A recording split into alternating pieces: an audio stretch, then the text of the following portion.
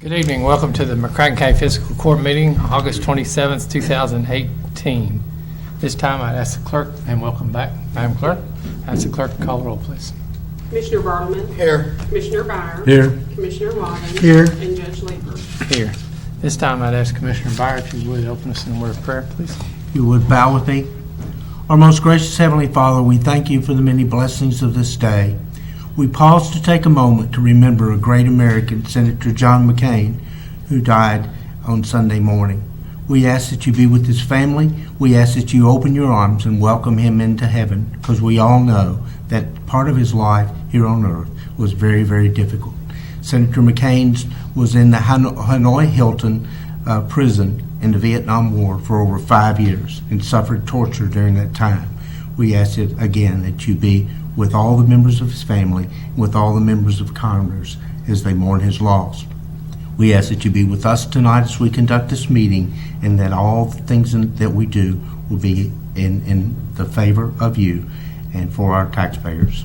And these things we ask in Christ's name. Amen. Amen. If you would, please join me in the Pledge of Allegiance. I pledge allegiance to the flag of the United States of America and to the republic for which it stands, one nation, under God, indivisible, with liberty and justice for all. Thank you all very much. You sounded really good tonight. It's nice to have a full house. Pledge always sounds better that way. This time I would entertain a motion to approve the minutes of the August 13, 2018 Fiscal Court meeting. So moved. Motion by Commissioner Byer, second by Commissioner Wathen. Any discussion? All those in favor signify by saying aye. Aye. Opposed, like sign. Minutes are approved. Next, I'd like to entertain a motion to approve the August 17th McCracken County Fiscal Court Special Call meeting. Changing the minutes instead of order. Okay. Okay. Instead of order, instead of minutes. Okay. I'd like to, We need a motion on the thing first, and then we'll make So a motion to amend it. Motion by Commissioner Bartleman. Second by Commissioner Byer. Motion is second. Commissioner Bartleman has pointed out that it needs an amendment to change the title to August 17, 2018 Fiscal Court Minutes instead of Order. You're making that motion. Have a second? All those in favor of the amendment signify by saying aye. Aye. Opposed, like sign. Amendment's approved. Now the motion is in order to approve the minutes as amended. And so at this point, I would ask all those in favor signify by saying aye. Aye. Opposed, like sign. Minutes are approved. Just for clarification on the discussion items, we have the first item is the reviewer's report. That will come during the public hearing. So you can rest a few minutes, Mr. Road Engineer. And we're going to go straight into tax rates. Appreciate everybody being here. I know it's a bit of a bother, a little bit of discussion about this process every year, but it's part of what we believe is required by the statutes. We'll go through these. Commissioners will ask questions if need be. And so when you finish yours, if you've got other things to do, it's a beautiful summer afternoon with a few left, you're welcome to step on out. We don't expect you to watch the whole thing. Please feel free to leave if you choose or stay if you choose. That being said, I'm going to go by order that's on the agenda. So McCracken County Extension Board will come first. If representatives come forward, let us know who you are and explain your tax rates and their comparison to last year and any changes that your board or entity has voted for. Good evening. Hey, I'm Robert Tashin with the University of Kentucky Extension Service. And our board recently met and asked to take the compensating rate this year for real property. The assessment value was 3.443. Last year's real property rate was 2.904. On personal property, the compensating rate that they asked for this year is 9.0936. Last year's was 5.5617. Could you give me the very first number? Yes, I can. Okay. The first one is 3.443. All right. Do you need last year's? No. I caught up with that part. Any questions? And this is the compensating rate? Yes, sir, that's Why correct. did it increase so much? I'm going to assume that the assessments were down. These came from our PVA, and they went to the DLG, and once the DLG did the assessments and ran through everything, these are the figures that they turned out to us. Part of the second number, which I get my terminology right, which is personal property, Correct? part of that is a change because of the taxes assessed to Amerisource Bergen, and that is just now coming into play, and that reduction was substantial. It's one of the things. We haven't, to be honest with you, we haven't gotten a full understanding of why these are going up. Our compensating rate is actually higher this year also. We haven't gotten a final explanation on why those. I don't understand why the assessments for actual real estate would drop that dramatically, but we're still trying to find out that answer, but that is why we're being told the compensating rates are where they're at. Do we need to know that before we approve the? Well, we're not approving them today, I promise you that. Now, we're trying to get some more information. They're just doing their due diligence, and all these other folks have done what they're supposed to do, to come before us and present what they've been told is the appropriate compensating rate. So that's why we're here tonight. Thank you very much. You're welcome. Next is Concord Fire Department.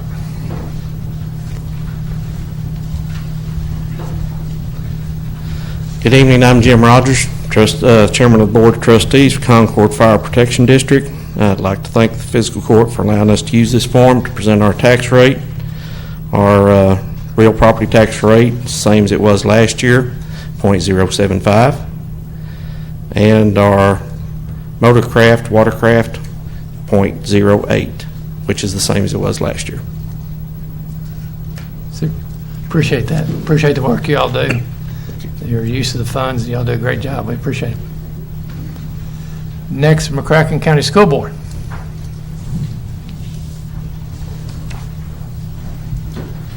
Hello, I'm Jonna DeJarnett with McCracken County Board of Education, and our board met and approved tax rates on August 21st, and the rate for real property was 53.8 cents and tangible property was 53.8 cents, and for motor vehicles and watercraft it was 52.9 cents.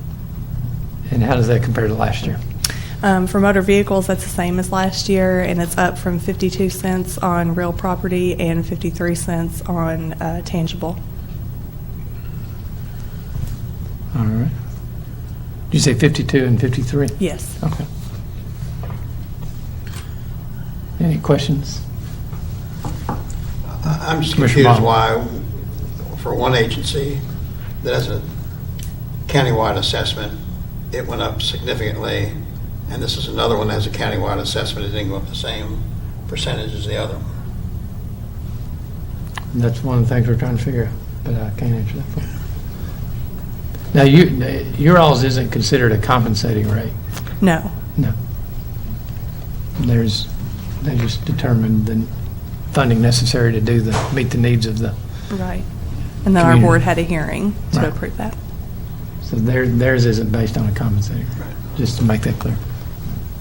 Thank you. Okay, thank you. Appreciate it. All right. Next, we have the McCracken County Public Library. Good evening. Good evening. I do have a handout. May I approach you with that, Please. please? Thank you.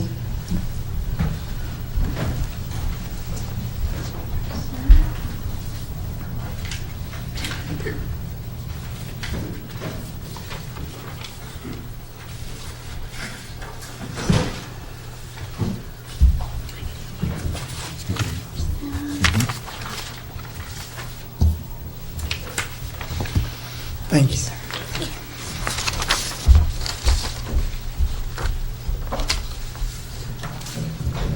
Thank you. I'm Susan Byer, Director of the McCracken County Public Library. Thank you for having us.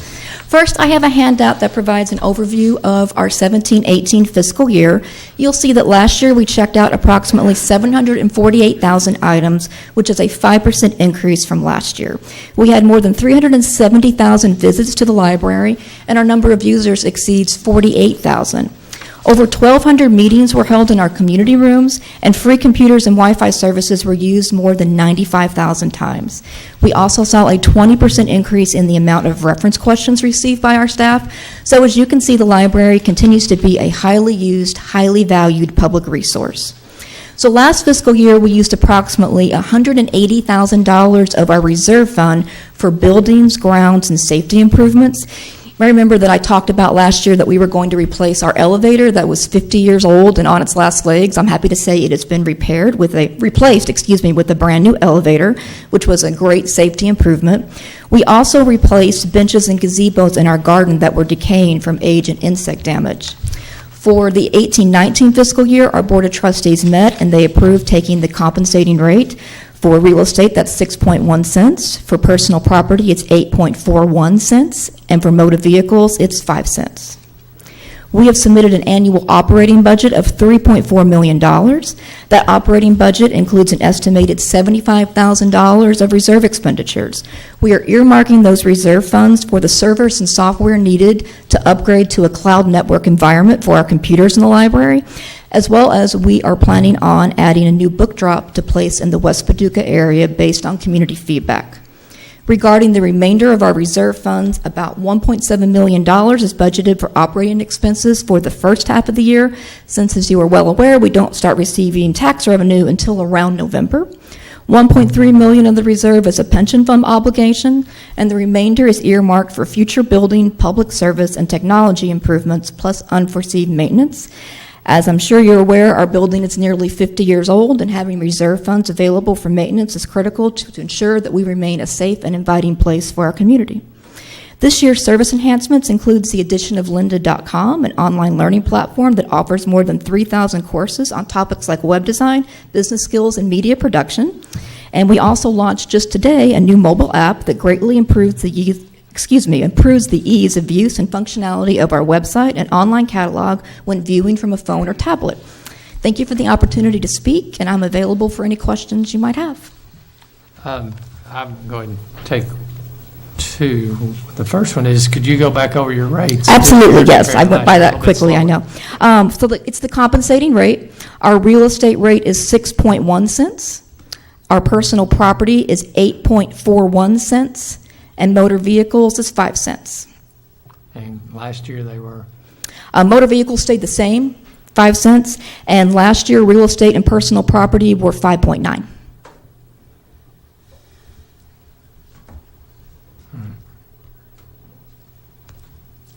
Any other questions before I ask my last one? Only other question I have is, what have you thought of this if you hadn't had the handout? Well, how do you determine someone's an active user? If they have a card that is within good standing of the library and it's being used. Okay. I mean, is it, like I've got one that I think's in good standing, but I'm ashamed to say I haven't been there in quite a while. You're in good standing with us, Judge Leeper. Am I an active user? Yes, you would be considered an active user. If the card is not expired over several years, you'd be considered an active user. Okay. Very good. Anyone else? How long is the card good for? The card is good for a year, and then we can renew them. So the physical card you have, you can have that forever, but once a year we like to verify your address.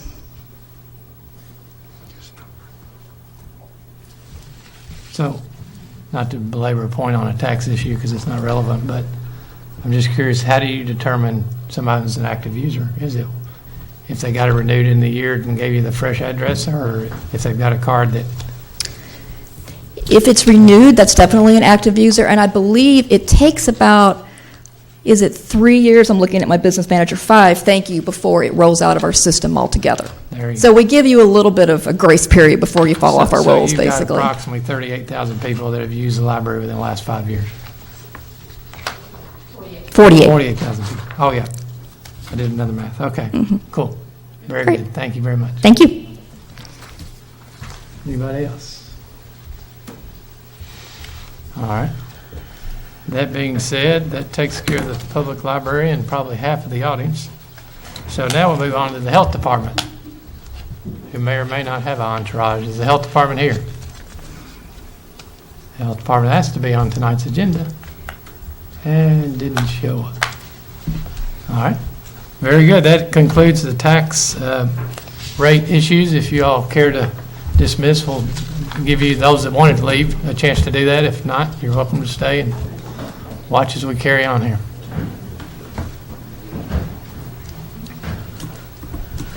While they're letting themselves out, we had a couple of members that went to the local issues conference. I know you've seen some articles in the paper where some city officials went. We wanted to give anyone who wanted to speak on their experience at the local issues conference a chance to bring us up to date on what you learned, what you found out. Let me just first say I appreciate you gentlemen going, bringing back the information that we need to represent our citizens. I was not able to attend, and I certainly appreciate you all taking up the slack. Commissioner Bartleman, do you want to? Go ahead. I thought it was a good conference. It's one of the better ones they've had in recent years of all the conferences we go to. One of the big benefits of those conferences are the networking that you get to do up there. This one, most of the governor's cabinet secretaries were there, and they had a panel where they all spoke and talked about their goals and what they were trying to accomplish. And then they had an open session where you could go and meet individually with cabinet secretaries, and that was very valuable. I had a chance to talk to John Tilley, the Justice Secretary, and began discussions there about the halfway house here and issues involving that. And he's one of those we met with last November when a group of us went up there. And he had asked some questions about that and gave him some information. I'll talk more about that in a follow-up to that conversation at the end of the meeting, but it was valuable to talk to him. He spoke at a couple different forums too, which were very important. Also had a chance to talk to Scott Brinkman, who was a governor's secretary of the cabinet, and talk about a couple issues in Paducah, and then also a couple other the secretaries up there. Also went to a session with Hilda Legg was the speaker. She's director of the USDA in Kentucky, and talked to her about some grant opportunities for the region. One grant opportunity might be able to help the sewer district do some work, and having some follow-up discussions on that to find out if they were compatible to some of the needs of the local JSA. Also, there was a session on the Tennessee Valley Authority in lieu of tax issue. As you may or may not know, the legislature allocated some money from the TVA in lieu of taxes that went to the state. They allocated to TVA counties, which McCracken is one of those, that will get a sum of money from that, from those taxes to be used for economic development. And they talked about ways that you can get that money, types of projects it can be used for, and the process to use to try to get some of that money.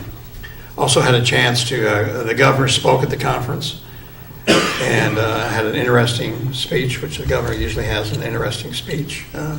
It was kind of interesting to hear all he had to say, and he put some issues in context. Sometimes you don't hear beyond the headlines of the newspaper. It was interesting for that. Also had a chance to talk with him briefly afterwards for probably 10 or 15 minutes. There were a group of us from the purchase area who talked with him briefly. It was the day before he made the announcement of the reopening of the paper mill in Wickliffe, and he kind of hinted that that was coming up. He didn't give us all the details, but he hinted that that was coming up. Also we asked him to make an effort to come to our region and come down and visit the area, not just to make an announcement, but to look at some of the things going on. We have industrial sites in McCracken County. There's others in the region and other industrial projects in the region that would be good for him to come down and just get a feet on the ground, look at some of those things. He indicated that he would try to do that and referred me back to Scott Brinkman to keep in contact with him to try to arrange something. If he's going to be in the area, he might be able to spend a half a day or a day in the purchase area to look at some of those things. So we hope that that comes up. And again, there also were a lot of different networking opportunities to talk to a lot of different people from other counties. One issue that I discussed with county officials from northern Kentucky and Owensboro and other areas had to do with how they deal with the 911 emergency centers. There's a lot of different ideas out there on how to deal with that.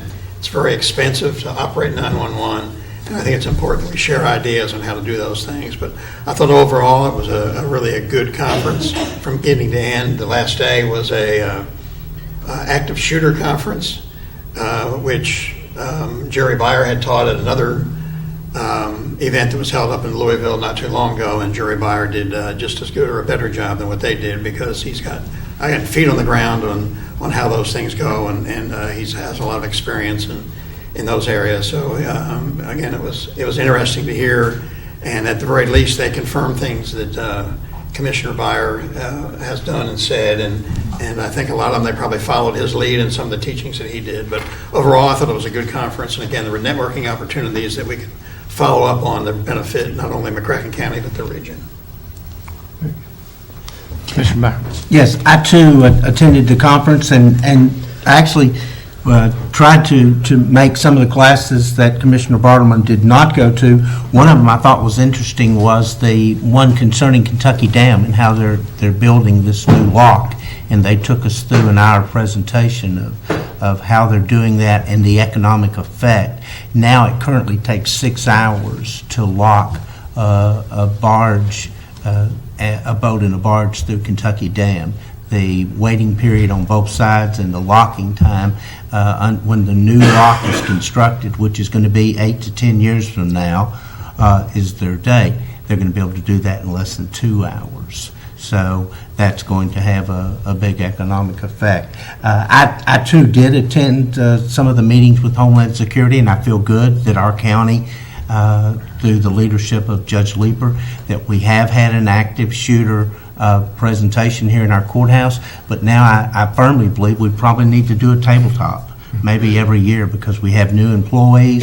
We need to disseminate some new information to those new employees, and that we may take another county building, such as our operations center, our road operations center, and have a situation out there similar to what we had here in the courthouse. The incident that occurred yesterday in Florida, or just as we continue to have these, and we have to try to protect our employees. So that was interesting to me. They also had a presentation on a drill that they're going to have concerning the New Madrid fault. And that fault occurs somewhere between 200 and 400 years, and we're in excess of 200 years since the last one, and was very, very scary statistics. And ultimately, FEMA in this presentation indicated that we're going to be on our own for a long time before anyone gets here to help us. And so I think it's probably cognizant that our emergency management people continue to address that. But it was a good conference. I thought the governor did make a good presentation. I sometimes wish that our governor and our president both would maybe temper their remarks, because some of the harsh remarks I felt that he made against retired teachers and entire retired employees was not particularly in good taste. But there again, he's governor and I'm not, so he gets to do those things. But it was a very good conference, and we did gain a lot of information, and hopefully can pass that information along to the fiscal court. Very good. Thank you, gentlemen. Once again, I appreciate you all attending and bringing back the information. We've had some discussions privately with the information you brought back, and they're helpful to me, and I certainly appreciate your taking the time to do that. Next, we're going to do a public hearing on the closure of T. Underwood Drive. I want to ask Mr. Bradley to come up from the school board and folks that he has with him. We're going to, just so you all know how we're going to handle this, we're going to have the school board present their request. Then we're going to have our road engineer present the reviewer's report of findings concerning the closing of the road. Then we'll ask the commissioners to ask any questions of these folks, and then we'll let anyone in the audience that wants to come up and speak in favor or against have time to do that also. We do have an order in case the commission's ready to make a decision tonight. Obviously, that's not mandated on them, but if we have the opportunity, if there's no information that we need prior to making a decision. That being said, Mr. Bradley. Thank you, Judge and Commissioners. Again, I'm Gorman Bradley. I'm the attorney for the McCracken County Board of Education. I have with me, in case you have any questions, the Superintendent of Schools, Brian Harper. And I also have Kenny McDaniel from Bacon Farm and Workman, who is the engineer on this project. As I told you in the petition, what we're asking is that Tilford Underwood Drive be closed, be discontinued pursuant to the statute. Tilford Underwood Drive runs from Lakeview Drive to Bleach Road. At its widest point, it's about 25 feet. It transects property owned solely by the Board of Education. There's only one other parcel of property that's accessed along that road, and that's the county cemetery. I know Mr. Byer knows where it is out there, and probably the other board members do. But the reason we're asking this is we have, our facilities plan, we have to build a new Lone Oak Middle School. Rather than going out and purchasing property, we have this piece of property right there by Hendra and Lone Oak Elementary. We've had our architects look at it. It is large enough. It's about 37 acres total. That campus, of course, would leave Hendra and Lone Oak where it is, and we're going to want to relocate the bus garage to move it back closer to Lakeview Drive. And then the building itself would sit on Bleach Road, and it would straddle where Tilford Underwood Drive is. The only way we can use that property is if you discontinue Tilford Underwood Drive. Now, Can I ask a question? yes, sir. I don't see our easel we promised to have you, but did you bring your poster? We brought a poster, but we forgot to put it on the back. Oh, it's not a backing, so the easel's not going to help you. The commissioners, I'm sure, would appreciate No. it. You should have attached for the the, TV cameras for the folks at home. How many Before we- copies? How many copies of this do you have? Well, what about the audience? Is there anybody here in the audience that's here specifically on this issue? Do you have enough for that? That'd be great. I'm sorry for those who are home trying to watch it. I'm sorry, Judge, before we get into that, because I know there's some issues about flow of traffic, accessibility by the public, by the first responders, I wanted to, attached to my petition was a plat. I don't know if you got a copy of that. If you Yes, we don't, did. I have a copy also. We got a copy. Okay. If you'll see in looking at it, what we're requesting the commission, the fiscal court to do is to discontinue the full length of that road. And the reason we have to do that is because we're prohibited, a school board is prohibited by sections 180, 184, and 186 of the Constitution from spending any money off school property. Any tax money raised for school purposes can only be used for school purposes. For instance, when we built the new high school, there's that big intersection out there on US 60. That was paid for by the state. There were no school tax dollars used to put in that intersection. Of course, the private property owners across the street, they paid their share. So, as it stands now, to move our buses up and down that, the part that we want to leave the southern part of that open, southern part of Tilford Underwood open, for bus traffic and for public traffic, but also to provide accessibility to that cemetery. In addition, and we're going to expand it, put gutters and curbs on it, and it would now be 30 feet, and we're going to designate 2 parking spots exclusively for use to visitors to the cemetery. And the engineer will show you more of this when we get into it. But there are a number of reasons. Number one, we can't spend any money on that road, anything on Tilford Underwood Drive, until it's school property. The second, we need to close that so that we can control access to that school. Every day you read about school safety. We need to control that access. We can control it through gates. And again, the engineer will show you what we're going to do.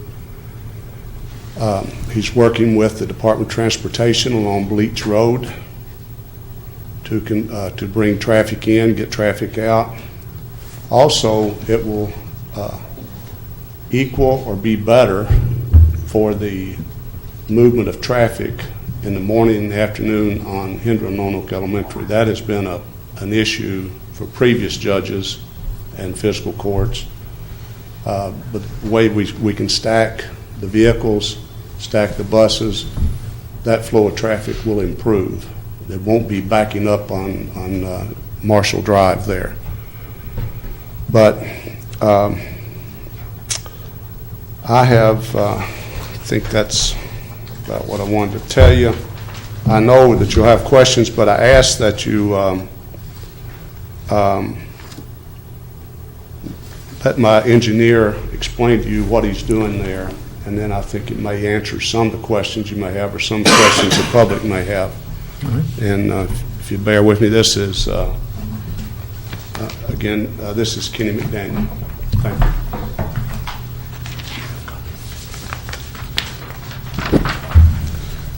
Judge, Commissioners, basically what you're looking at here is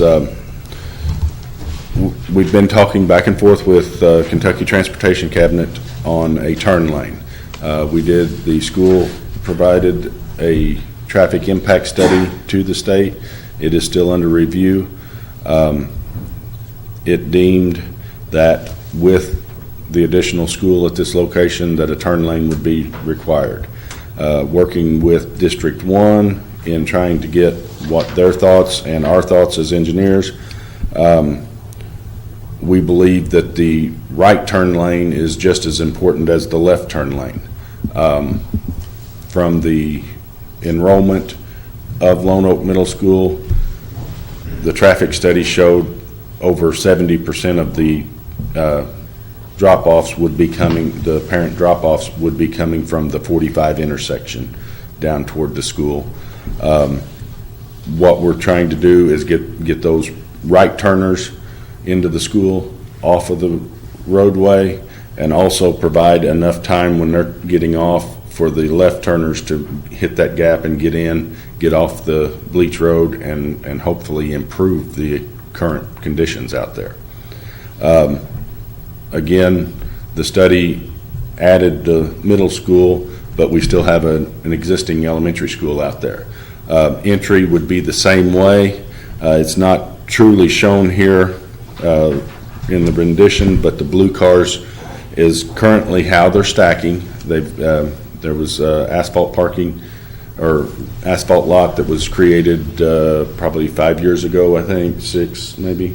Yes, those were funds from the Lone Oak dissolution of the Lone Oak, City of Lone Oak, the fiscal court paid for that to be. Okay.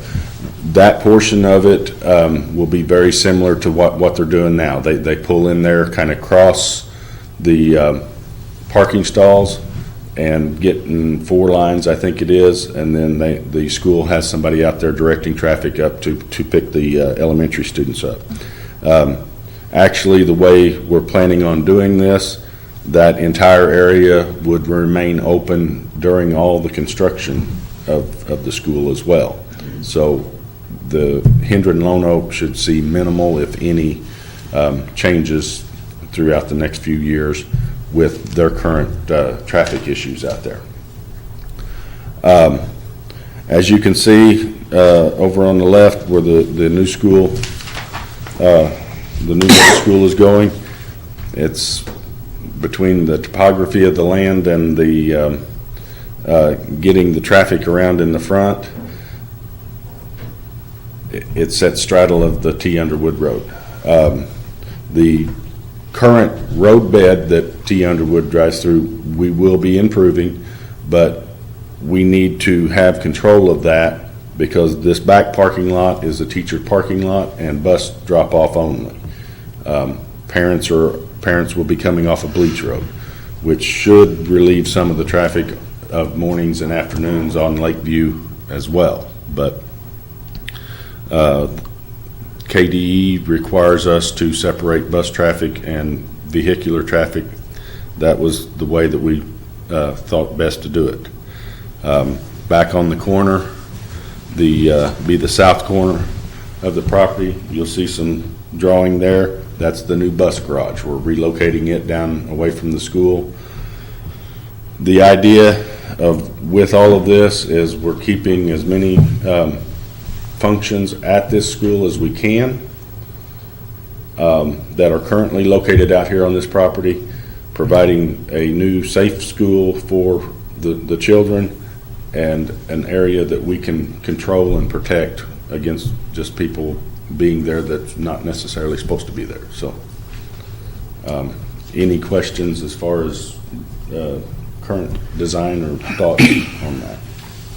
Yeah, I got a couple questions. The current Underwood Drive is next to the bus garage, is that right? Yes, it runs between. And that would go straight out to where the entrance is marked onto Bleach Road, is that right? This entrance right here is currently the T. Underwood entrance. Okay. As part of the final package, we are going to leave that entrance there for emergency access vehicles only. Okay. It'll be gated, but they would have the right to come through there. Okay. And you're turning the football field around too, is that right? That is correct. The football field's in the other direction, right? Football and soccer field. And you're moving the softball field.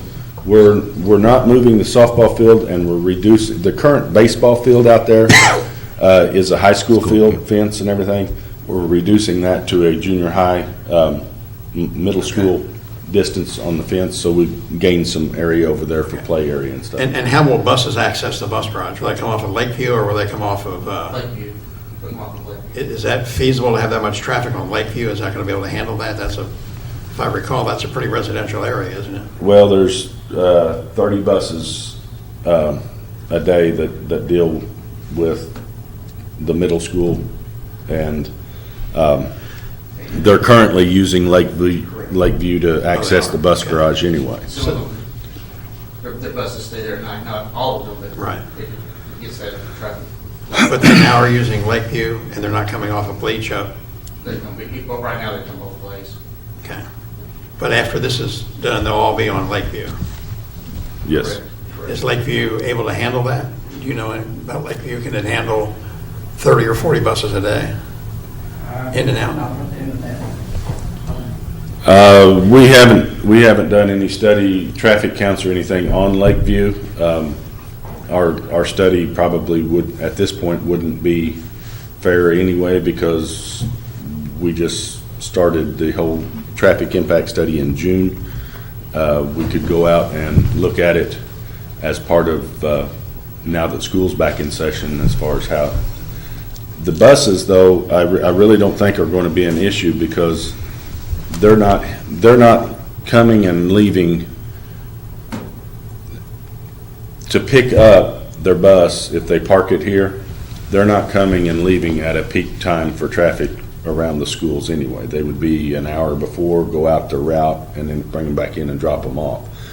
And the buses coming back in, filled with students, will come in off of Lakeview too, right? They will In the come back. off of Lakeview. So the bus entrance is in the back, the drop-off is in the front. Right. Also, our initial thoughts there are with the additions on South Friendship, the renovation there, it didn't be a straight shot on South Friendship over to the high school. Cut down on our time from middle school to high school once those upgrades are completed on South Friendship.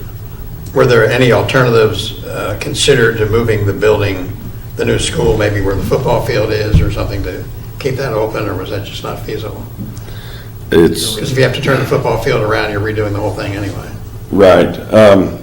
The scooting it over that far, there was some consideration given. We've got elementary students there and middle school students there. We wanted some separation, but then have kind of a joined space between the two that each one of them could use under supervision. The lay of the land, we can't really move it to the west anymore because it drops off so much toward that ditch down there. We've looked at a lot of different options, and this one, as far as working out for the educational factors and the athletic factors of the school, this one works the best. And cemetery access will be off of Lakeview. Yes. And will that be open?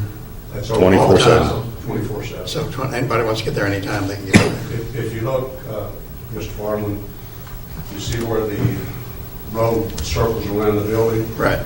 We could install 2 gates there. The gates that you could move, and it would keep traffic from going through there. But this would all be accessible. The teaching parking lot where the bus garage is, Lakeview, is open all the way down there to the back of the building. So somebody going to the cemetery would not have to open a gate, or they can just get there anytime They there. can go anytime they want, and we're going to reserve 2 parking spaces if they choose to park in our parking lot. You can see the little road there, it used to be Roger East Drive. That will all be open too, and they can park there if they want, but that's not our property, that's county property. And I assume in addition, I think I know the answer to this, but in addition to the convenience of putting the new school at that location, even if you were able to move it elsewhere, it's good to close that road for safety reasons. Absolutely, that safety was the first thing. So even if it wasn't, if it was moved over to the football field, there'd still be a safety concern of having that road open. Right, you can't have a road right through the middle of the school. I mean, you have to cross it, but you can't control the comes and goes. And another one thing I did, you mentioned, the facilities are there now, the baseball, softball. Of course, we're redoing the football and soccer, but now we're having to take those children from Lone Oak Middle, which was the old Lone Oak High, Right. over back and forth. This gives us the ability to use it all the time. Well, and we, from the Heath area, Reedland area, our middle school sports are combined, our fall sports and spring sports. So it's an upgrade for the facility for really all the county. She'll have one middle school team. Well, we currently do. Okay. For football, for softball, for baseball. Right, okay. Just keep that baseball field there. I spent a lot of time there, didn't we, Brian? Yes. My father-in-law's already asked me. It's just his name on the field. So Is this property the only one that was considered for the school? we put feelers out for different locations, but it's the most economical one to use. Considering other locations. If I could add to that, in looking at the feasibility of building a school here, the utilities were readily available at least at the perimeters, if not into the site. Cut down a lot on water and sewer extensions and things like that.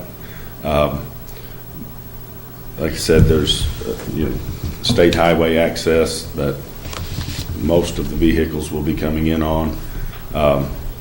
There's traffic control at least the west intersection at Highway 45 and Bleach Road.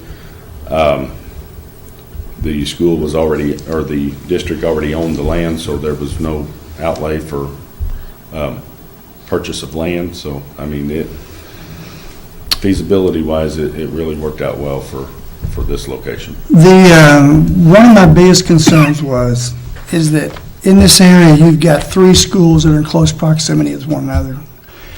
The congestion could potentially be a safety problem because I know several people that live back on Lakeview Drive.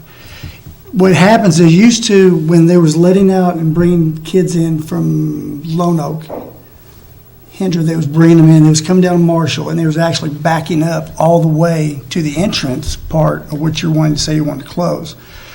Now, these areas that you're saying these buses are going to be coming up and down, to me, the congestion area could be something we really need to look at. Because I'm thinking you're coming off of Lone Oak Road, which is one of the highest used roads in McCracken County, and you're funneling all this traffic and stuff in on one run road, which is Lakeview Drive. So it may be something we need to really look at.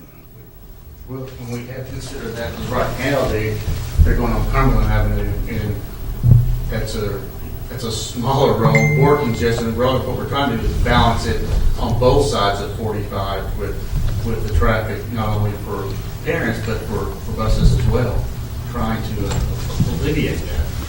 So the buses would be coming in on the other side as well, potentially? No, just currently. Okay. Routing where the current Lone Oak Middle School is on Cumberland Avenue, and it backs up onto Highway 45, which is a safety hazard. So we're trying to eliminate that and disperse them. have a better balance on both sides of 45. You heard it all? Yes, sir, yes, sir. So instead of having the 3 schools, It'd be 2 and 2. it'd be 2 and 2. So instead of 3 and 1, it would be 2 and 2. And there's I don't know how many buses we park over Well, there. and when we say 2 and 2 with 2 separate start times, one starting at 7:20 and then the other one starting at 8:30. So you're not going to have all that traffic at one time. It'll be an hour apart. Okay, Where currently, we have Lone Oak Intermediate and Lone Oak Middle who start at the same time. And if you've ever been over there right now with Lone Oak Middle and Lone Oak Intermediate, it's just a traffic jam from about 7 o'clock till 7:40. So trying to balance that out. okay. Do we have a projected estimate of cost for this project? Early preliminary stages for the DG1, a little over $2 million for the bus garage and right at 35, 37, depending on upgrades to the athletic facilities. So close to 40 million, do you think? Well, that's early estimates. Any other question? You do something for the traffic out in Breedland too, at Breedland Middle School in the morning. Well, Just yes, kind of bad it's there. it's a domino effect Yeah. because we have overcrowding at our Regal Intermediate. So the board office would move back to what's currently Lone Oak Intermediate, which puts them more centrally in the county as far as getting to Regal or Heath, but then allows a Regal Intermediate to move into where the current board office is, which will alleviate some overcrowding in that area as well. So it's a domino effect. Will there be any changes on district boundary lines after that? The new, That'd be up to the board. We haven't had those discussions. I can tell you, that's not been discussed. I believe I'm that. sure you The gymnasium, you're going to currently continue to use the old Lone Oak High School, or will there be a gymnasium built with this facility? There'll be a gymnasium built and an auditorium. Oh, really? That will be the old, what's Lone Oak Middle now, the old Lone Oak High will become Lone Oak Intermediate Okay, for the 4th, 5th grade. right, And then they'll still have that gym. okay. Let me ask you about you mentioned about a traffic study, something started in June. When do you expect to get that, and will it show impacts on Marshall Drive, I think it's a drive, Marshall, Lakeview, and folks emptying out onto Lone Oak Road a couple times a day, plus the folks that, like myself, who normally use T Underwood Drive to get back and forth into Lone Oak, them going to Lone Oak Road or Marshall Drive will use the traffic study you're talking about to show that, and will that be done anytime soon? The traffic study that we did for KYTC covered Elmdale and Bleach, 45 and Bleach, and Lone Oak Road and Friendship Road. Those intersections there are what they wanted us to study as far as traffic movement. With that information as far as how many people's heading west from Elmdale and turning on Elmdale from Bleach, we could probably get a better number as to if there's additional traffic coming from these county roads. But as far as counting at the intersections of the county roads out there, we did not have any locations there. How soon do you expect to have the traffic study done for? We have our draft that we have went through with District 1. It's complete now for those intersections there, and we're ready to submit it, but So they haven't approved it, or they're not, it hasn't been submitted? it hasn't been That's a silly officially question. approved. They It hasn't didn't been approve. officially approved, no. Okay. They have been involved in the discussions of the thought process and the information that we have gathered, so. Any other questions? Well, we can come back to them in a minute. Let me ask you one more quick question. Did you do any ballpark estimates of what it would cost, how much more it would cost if you built this school in another location? Do you have any ballpark estimates to buy land and utilities? No ballpark. We can get a response back. So it just wasn't really feasible to even pursue. Well, and whenever you consider, if you go further out Lone Oak, your bus routes and extended time while kids being on buses, knowing you do one route for the early route and then you turn on to a second route that's then extending time that's being on bus. Thank you. Any other questions? All right, if y'all want to have a seat close by, you can stay up there in those seats or whatever. Next, we've got our road engineer, Randy Williams, going to come up, and what Randy will report, this is his monthly meeting, but the only report he has tonight is on this, so he gets off easy or hard. I'll let him decide. But anyway, he has done the appropriate thing. We appointed the road reviewers, and he has that report, and I'll let him explain exactly what their job entailed and give the report. Okay. Part of the KRS that goes into the process of closing county road is for me and two viewers to go out and review a road and come up with a report of inconveniences that would result if the road was closed. I met with Lissa Dapp and Rodney Sparks on the 10th of August. We met on site and we came up with 4 different issues that we thought we should mention. The 4 inconveniences that we came up with was if the road was closed and nothing else was done. We felt that we should put this list together and that the school could address each one of those issues, and we wouldn't take that into account in our report. The 4 issues that we did come up with, the first was loss of access to County Pauper Cemetery. If that road was totally closed, and there would be no public access to that. The second was if the utilities that are located along that road, if there are any, which I would assume it would be, those may have to be relocated since it would go from being on county property to private property. The next would be could be a negative impact on the ability to drop off and pick up students at the current school. We felt that some people may be able to pull off on that road and not have as much traffic on Bleach or Lakeview as what is what we thought would be an issue. The last would be drivers using the road as a connector between Bleach and Lakeview Drive would be required to find an alternate route.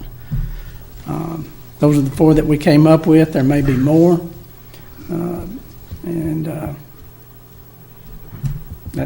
That's really some of the report. So. Just from what you heard, the school board and the engineer, Mr. Daniels' testimony or presentation sounds better. Would you agree that the school board's answered the first 3 of those, being the public access to the Pauper Cemetery? What was the second one? The utilities in the area may have to be relocated. Which they really, I don't think y'all answered that. You might come back up in a minute and answer that. He's prepared to. Okay, yeah. If now's the program. Yeah, if he go ahead, and then we'll let the folks in the audience, if they choose to come up, ask questions. Currently, there are no utilities that run completely from Lakeview to Bleach Road along T. Underwood. There is a water line that comes off of Bleach Road back toward the maintenance facility and bus garage. It feeds the football stadium, maintenance and receivings, the bus garage, and the athletics building there. It has its own easement. It's not on the right-of-way of T. Underwood. There is a sewer line. There's a pump station in the corner. There is a gravity sewer line that comes up and receives sewage from all of those.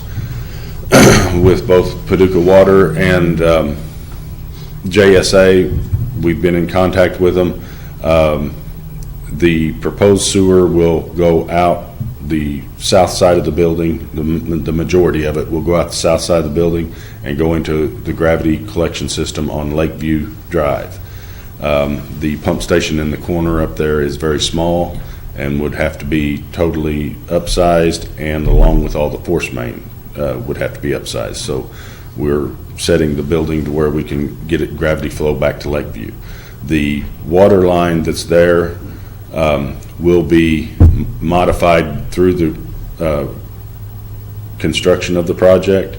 We will have fire hydrants set off of it out in the front of the building, And that line that stubs up there will be used for the fire protection system in the building, as well as the domestic water service to the building. So there is an AT&T fiber line that the school actually has an agreement with them to house some equipment in that building.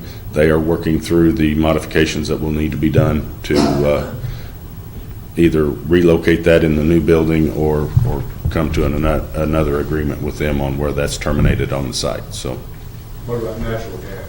natural gas is, again, it doesn't come up through doesn't connect through there. There's no main connections between Lakeview and Bleach Road on this.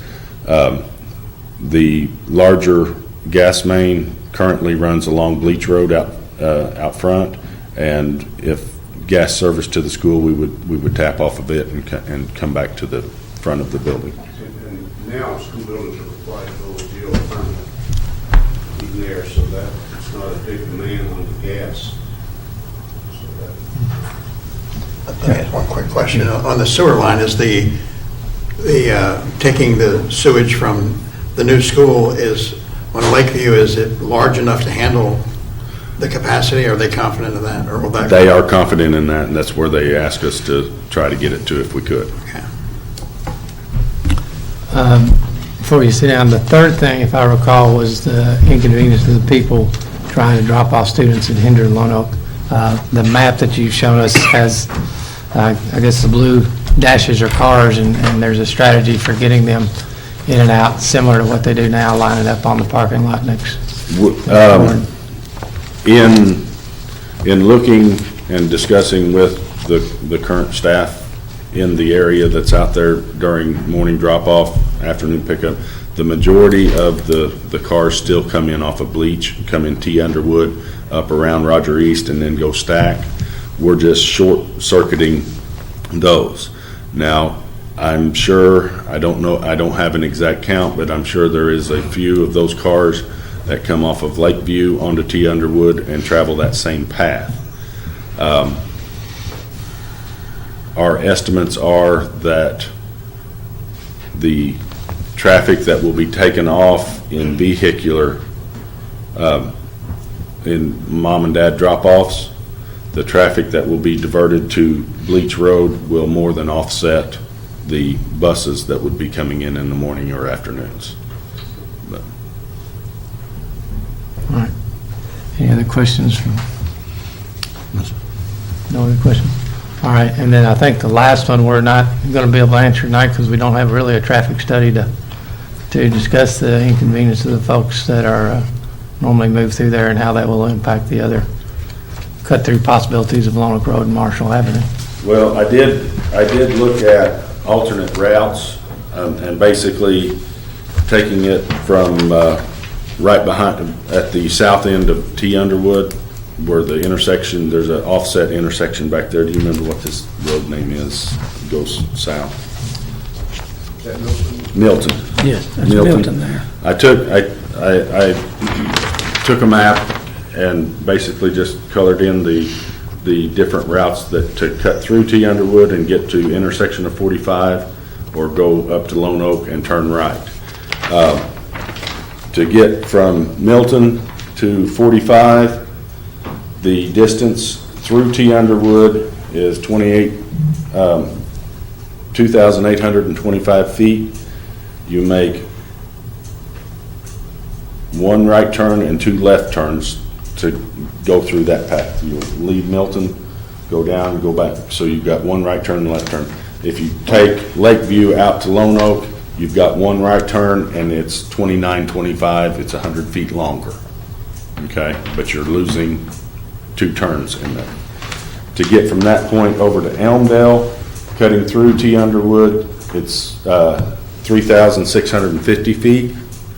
If you come down Lakeview, hit Marshall, and turn on to Elmdale, you get to the same intersection in 10 feet shorter, 3,640 feet, with the same amount of turns in that one. So, as I said, as we've talked about it, the staff that is currently housed in the bus garage, the maintenance facility, maintenance and receiving facility, they don't talk about a lot of traffic coming through T. Underwood during the 8 hours that they're there. Anyone else? All right, this time, if there's anyone in the... I got another question, Mr. Williams. Okay. Do you know the history of that road, when that became a public road, a county road? T. Underwood? Yeah. Was it before the school board occupied it in the late 60s, early 70s? I Didn't go all the way don't know through when that. that was taken in. It was part of the county road system in 2001, appeared to be, so. Okay. And I don't know when it was taken into the system. Very good. Gentlemen, don't go away, Mr. Williams. Anyone in the audience like to come up and express an opinion one way or the other? Okay.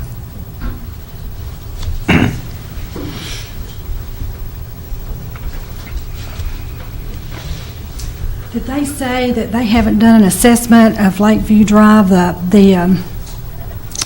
many cars that there would be? Because there's a country club on that road too, and we've lived there 40 years, and it's already awful.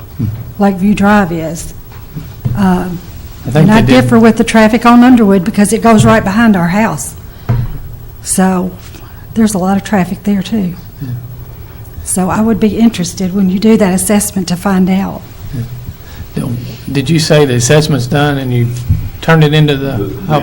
The traffic counts that the state required us to do for their state roads have been done. We have not done a county road traffic. Basically, they want to look at the peak hours, which would be 6 to 8 in the morning, 6 to 9 in the morning, and then 2:30 to 5 o'clock in the evening is what we look at out there. Okay. But is there any, I know you'd probably like to have some information about, somebody's looked into it. It's a difficult decision to make and not know the impact. And I'll be honest with you, I go through there, I'm not sure whether it's going to be worse or better. And I don't know that you can project it, but that's why they do traffic studies.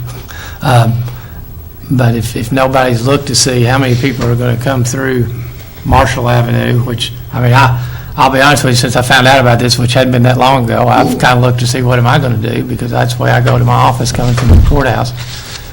Didn't even know that route existed till they did Broadway, and then you learn a different way to get around, and you find out there's a quicker way to get to Friendship Road, and that doesn't just involve going back to Lone Oak Road, then you go back through a couple other streets back in subdivision back in there. But I've cut through Tilford Underwood Drive. They closed Tilford Underwood Drive, which is maybe the most feasible. Which road am I going to go on? Lone Oak Road and battle Lone Oak Road to get to the office when I'm late? Or am I going to go to Marshall Drive and go through the subdivisions there? And what I'm hearing you say is that we don't know and we haven't tried to make a engineer's estimate as to what that traffic volume change is going to be on Lakeview Drive coming off of Marshall Drive. And somebody might choose to go Milton. I'm not sure how many will go Milton. I think probably most will go Marshall to Lakeview, and then on around would be my guess, doing my experiments for myself. But it would be nice to have some kind of indication of what, and it may prove into y'all's favor, because if you're taking a lot of those people that are currently using Lakeview to pick up kids on the backside of Hendron Lone Oak, which I know several do, because the few comments I've had of people trying to figure out how they're going to go pick up their kids, they haven't seen this drawing, so they don't know they're going to have an easy access off of Bleach. But, they're used to coming Lakeview down to Tilford Underwood. So to do that study might be in your all's favor. I don't know, but it would be nice to know, how long would it take to do something like that?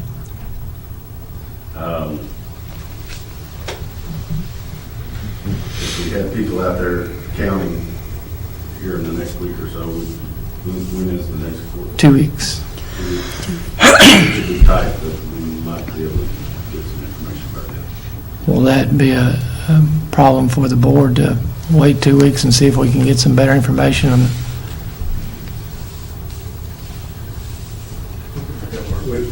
we have to do special call meetings. You have to have If we needed to- oh, you would have to have a call meeting on the backside of our decision. I see what you're Your saying. decision, then we have to make a decision. Mr. Bradley, do you believe that's possible with the statutes the way they The are? engineer thinks he can have the study. It wouldn't be one that had to be approved by the state. No, it would not have to be approved by the state. It would be an engineer's Getting back report. onto the one we've already got, we would just add multiple, you know, those intersections. I'm assuming you get with Randy and make sure that we're looking. I know we've looked at Lakeview and 45. We've looked at that intersection. I think what you're wanting to do is look further down at T. Underwood and Lakeview, and then also at Marshall and Bleach. But No, Marshall and Lakeview. Well, it'll be Marshall and Bleach and then Marshall and Lakeview.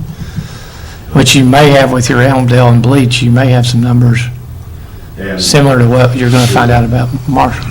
to be quite honest with you, I am the civil engineer for the project. I'm working on the internal portions of it. Sure.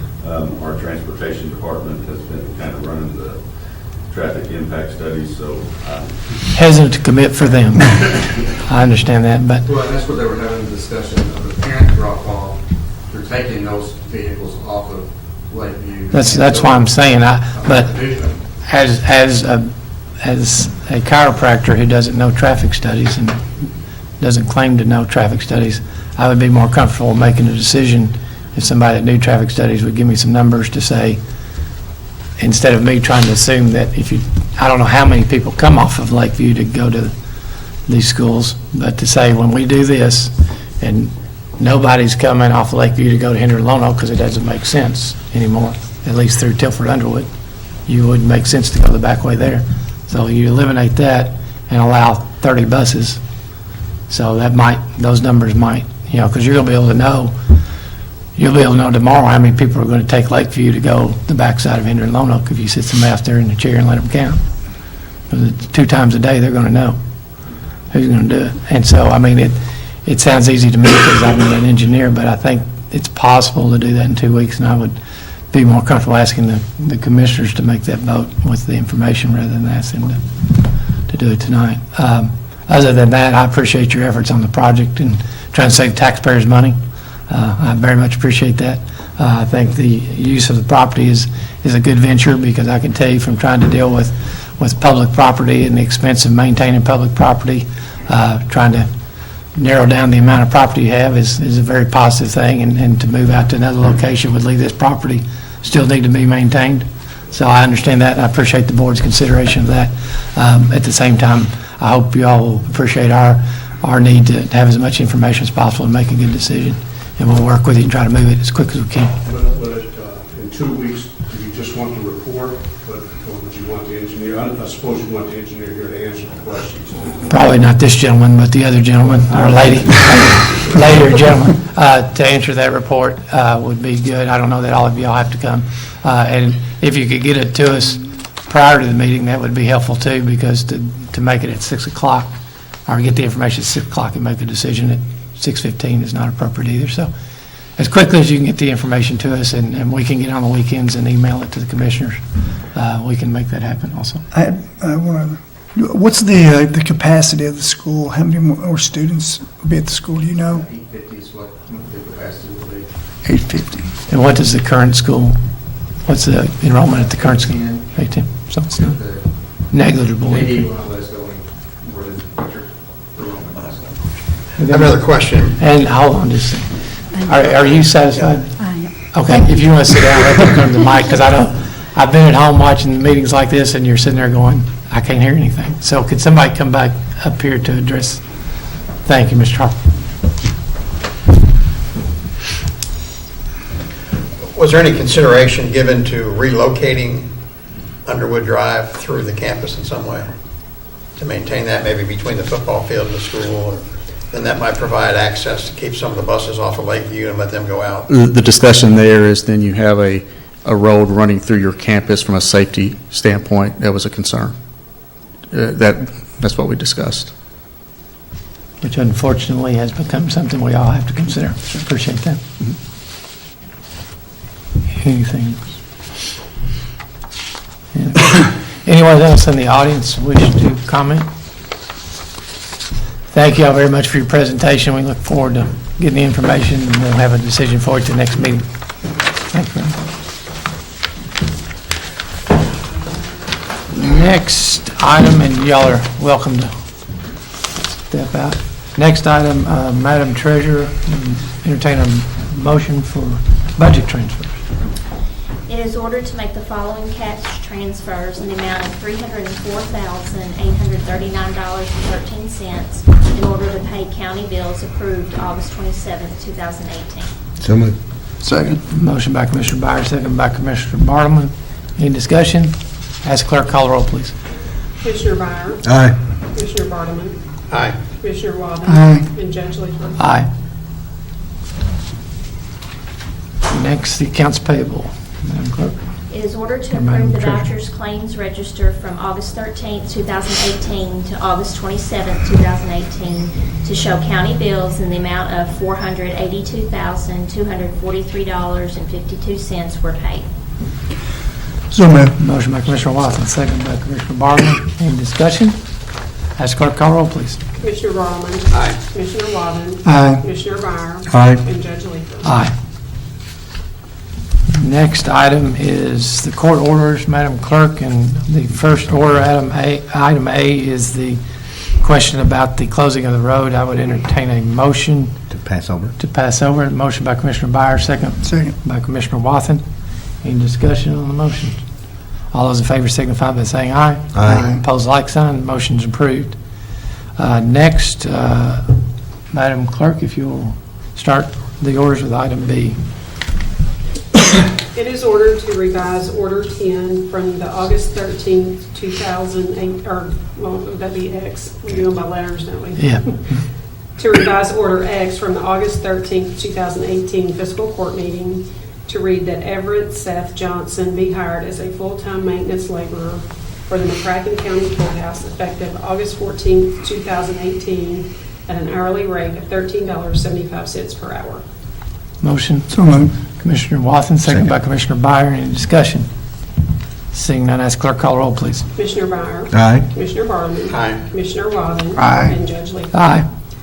It is ordered that $38,000 be paid to Barkley Regional Airport Authority, same being proceeds from motor vehicle rental tax for the period ending July 31st, 2018. So moved.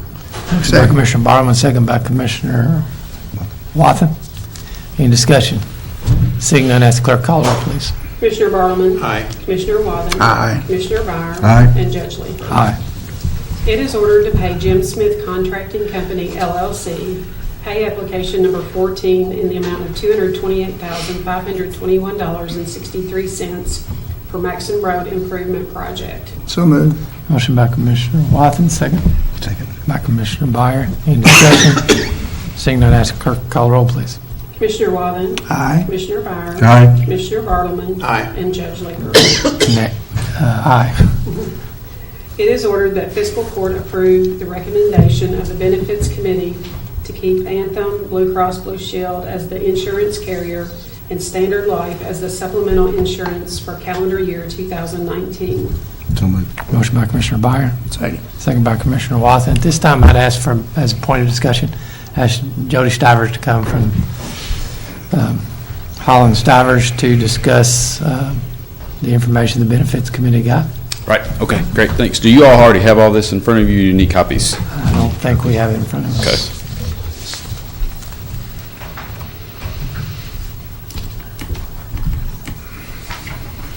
Okay.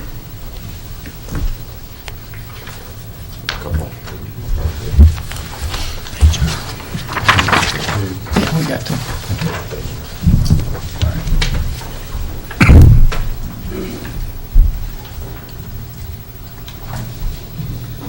All right, so as stated, so the Benefits Committee and I met last week, I believe it was, and discussed the upcoming year. Oddly enough, we, as we do routinely, ask very, very early on for this information, but don't routinely receive it this early. But we did speed through it. It's all there in front of you, but basically, Anthem came back initially to what would have amounted to an 8% increase in cost. And we politely declined that and suggested something less than that, and so negotiated on your behalf. And it ended up being no increase at all. So it's a very attractive opportunity to lock that in going forward. It has no time limit, not to misrepresent. There's no time limit on it. However, there would be no reason at all why Anthem could not at any given point say, okay, well, the situation looks different, so we retract that before something is signed. So the benefit committee was of the mindset to kind of move fairly quickly to lock that in, because if we sign it, it'll be locked in for January, although it's still just August.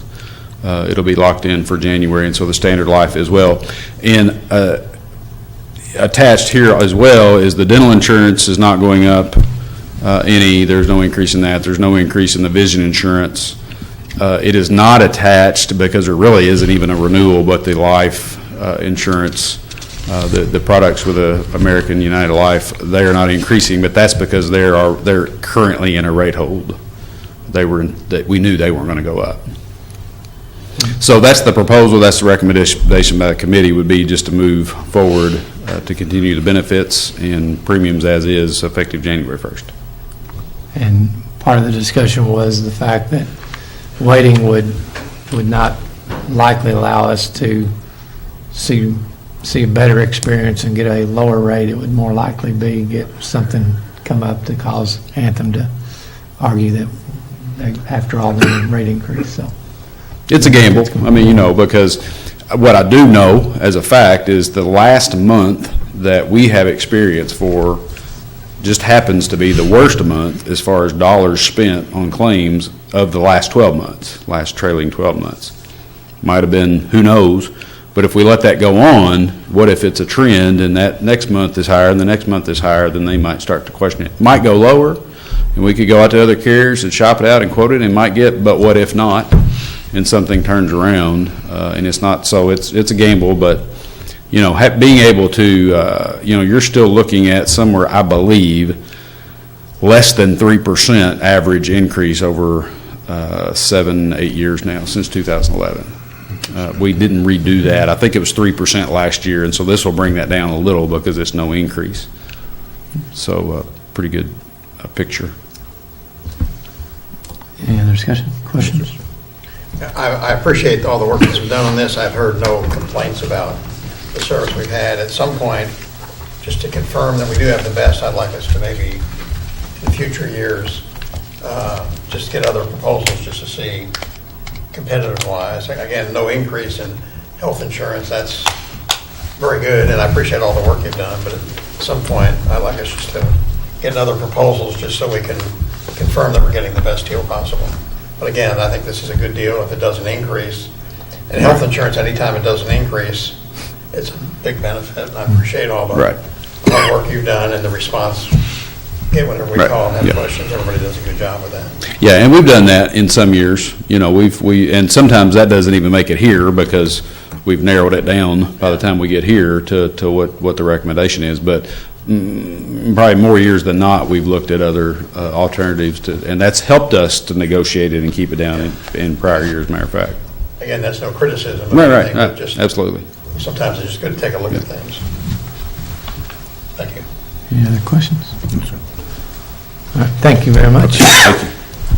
Do we have a motion and a second? I believe we do, don't we? We do. All right. Pass clerk, call roll, please. Commissioner Byer? Aye. Commissioner Bartleman? Aye. Commissioner Waddin? Aye. And Judge Leeper? Aye. It is ordered $10,000 be paid to Mercy Regional Ambulance Service for reimbursement of fiscal year 17-18 EMS grant for ambulance service grant funds. So moved. Second. Motion by Commissioner Byer, second by Commissioner Wathen. Any discussion? Seeing none, ask clerk, call roll, please. Commissioner Bartleman? Aye. Commissioner Waddin? Aye. Commissioner Byer? Aye. And Judge Leeper? Aye. It is ordered to accept the resignation of full-time deputy jailer Daniel Malone.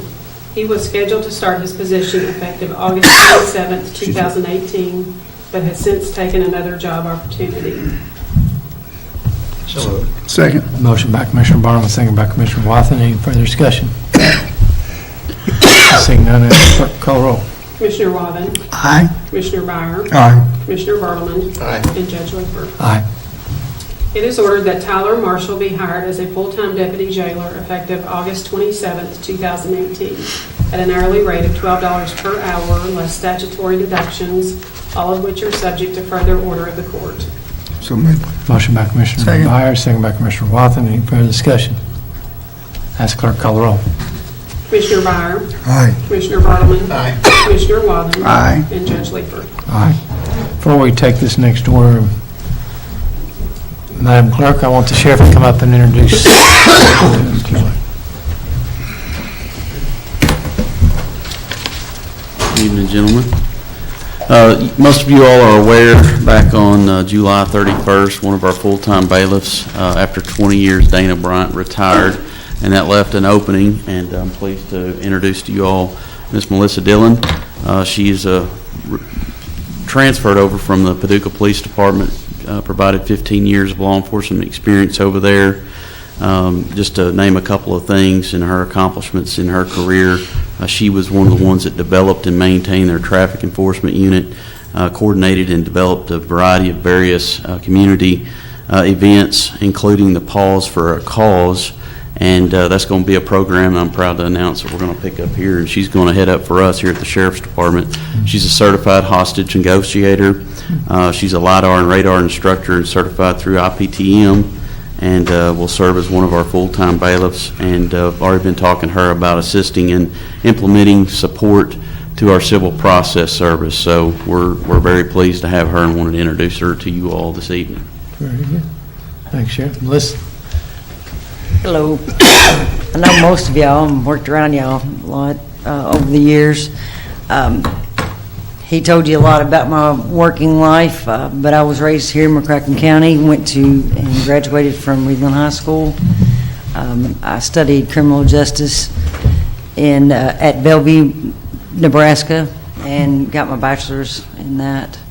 Went to work at the police department in 2003 here in Paducah, and recently retired from there June 30th, and stayed off hanging out for the summer and enjoyed it. Good. So, We'll welcome you to the team. I know the sheriff's proud to have you. I know we're Proud all of going to be you. well served. I've seen you all over the courthouse for the past few years, and appreciate your service to the community in your previous role, and certainly appreciate it in your upcoming role. And I know the sheriff's doing a great job with getting us some good employees in his department, and sheriff's department just keeps getting better. We appreciate that, Sheriff, and thank you.